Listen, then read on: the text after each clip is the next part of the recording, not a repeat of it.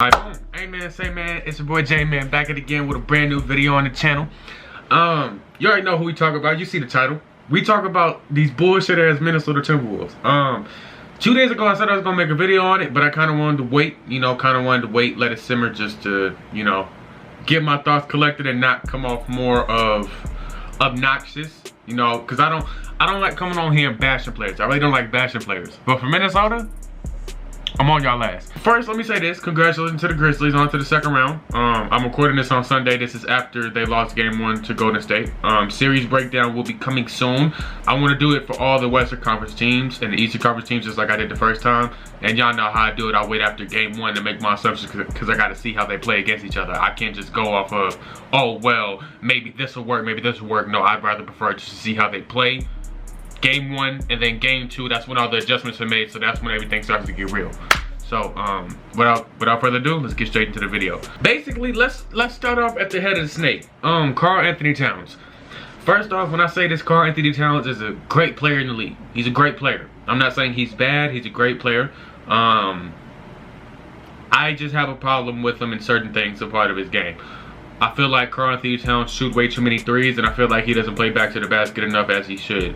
I feel like in that Memphis series, if he would have went back to the basket, they're a harder team to beat rather than putting him at the mid-range three-point line, having him create shots for other people off the dribble versus having him in the post, which also, one, keeps him out of foul trouble, because the charges aren't going to be happening because he's not going to be driving to the basket with a full head of steam with 4 guys collapsing on him.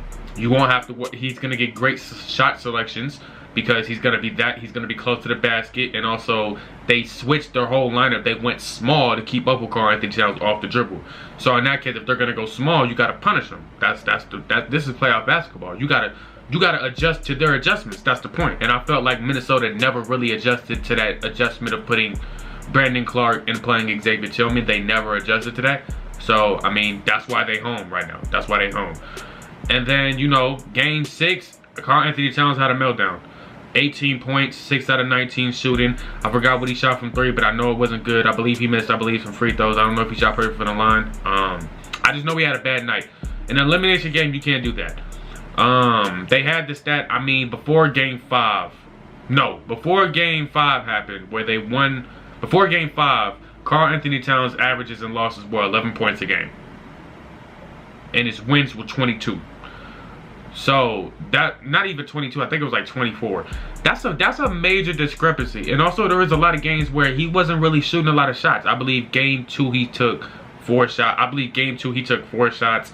I think he had another game where he only took like 11 shots. Like, Karl-Anthony Towns is arguably still the man of that team. He's the head of the snake. So when teams send double teams, they're not doubling Anthony Edwards right now. They're doubling Karl-Anthony Towns. So if that's the case, bro, you got to be aggressive in the chances that you have.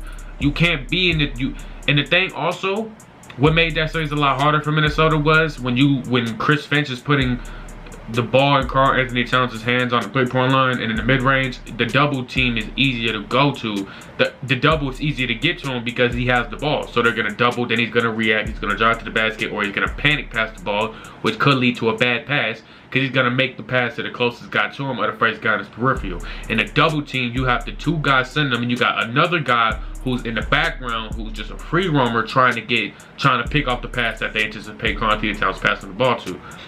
So that's what makes double teams tricky. And then, like I said, they should have, Chris Finch and both Karl-Anthony Towns, they should have made adjustments. I felt like they didn't make the adjustments needed to win that series. Same thing for Chris Finch.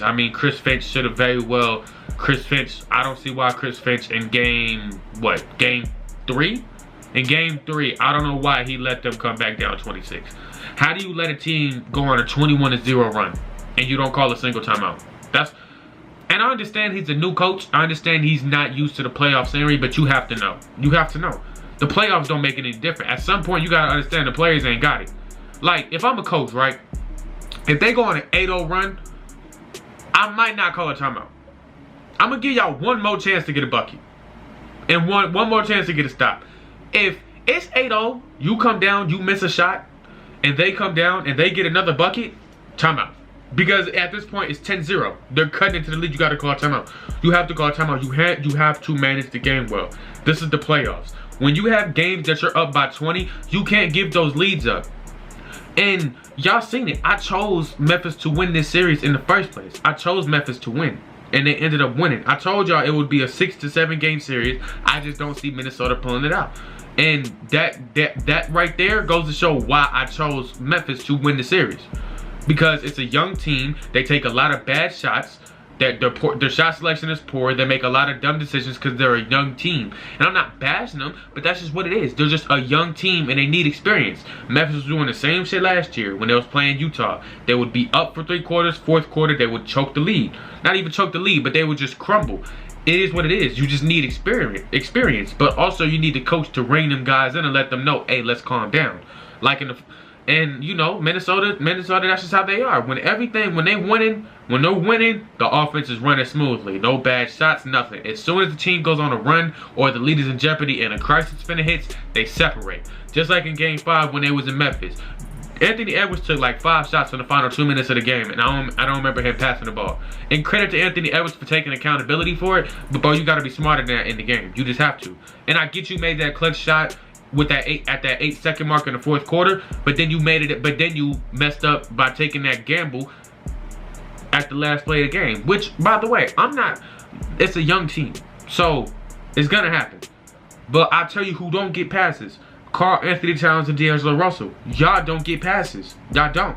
Pat Bev. I'm not gonna get on Pat Bev's case because Pat Bev didn't really do anything wrong this series, in my opinion. I just felt like he was talking more than he should have been. Some games he woke Memphis up when they didn't need to wake them up. Karl Anthony Towns and D'Angelo Russell. Y'all been in the league since 2015 and 16. Y'all been in the league since y'all 15-16, 16-17, 17-18, 18-19, 19-20, 20-21, 20-22. Y'all been in the league, no, 21-22, my fault. I said 20-22. Y'all been in the league for 7 years. And y'all still make these dumbass mistakes? Y'all still make them?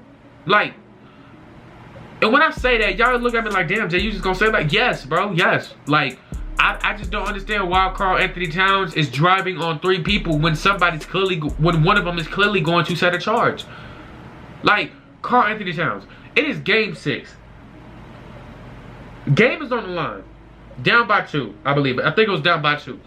You come down and you shoot a 3-pointer with 20 seconds on the shot clock from 35 feet like you Steph Curry. Everybody's looking at you like, what you shooting? Bro, a hero is nothing but a sandwich, dog. And that shit don't work in basketball. Hero ball never work out well. That shit will never work, bro. You gotta be smarter than that. You've been in the league for 7 years and you made the playoffs 2 times. And yeah, you don't have that much playoff experience, but you got game experience. So you should know better. D'Angelo Russell, game 5. ISO, you get an ISO. I believe you ISO Brandon Clark. I believe. You shoot a horrible fucking shot. You shoot a horrible shot with like 40 seconds to go. You shoot the shot on the left side of the elbow. You hit the right side of the backboard on a fadeaway shot. And you didn't play well, D-Lo. And I'm not gonna put all the blame on Karl Anthony Towns and Chris Finch. D-Lo, you get a piece of this motherfucking pot too. Cause you have to play better, bro. You have to play better. It's not even about the salary, but dog, you make 30 million. You make 30 million. And if you're not making 30, you making 20 plus. You making 20 plus, bro. You have to play better than that. 12 points. Like, McLaurin finished the game. If I'm butchering his name, my fault. But McLaurin finished the game. You didn't get a chance to finish in an elimination game, you weren't playing. I don't care if you had bad hammies or not, dog. You should be fighting to stay on that court, dog. It is your season on the line. You are fighting for another game to make it to the next round. Dog, you have to be playable. You have to. Point blank, period. You have to. But other than that, I mean, Anthony Edwards had a great season. He had a great playoff run too. I think next year Anthony Edwards is gonna emerge. I think he's already a star, but that's just me. Next year I think he's gonna emerge as the first option, and I think he's gonna emerge as the man of the team. Not saying Karl Anthony Towns isn't good enough to be the man of the team, but I feel like Anthony Edwards just took that big of a leap during the season and in the playoffs. His confidence went from like here, which is already high, to now it's not even, it's out the roof. But like I said, experience to be better. I mean, they're gonna make the playoffs again next year. They're not gonna. It's just they just need experience. They just need experience. And D'Lo, I don't know what you do with D'Lo. I don't know if you keep him. I don't know if you trade him. Let me know about that in the comments. Let me know what you think the Minnesota Timberwolves should do. Let me know if they need to make any shakeups. Let me know if they just need to run it back. If you made it this far in the video, go and like the video. Go and subscribe if you're new. Make sure you hit the notification bell so you get notified whenever I upload. And yeah, man, I'm out, bro.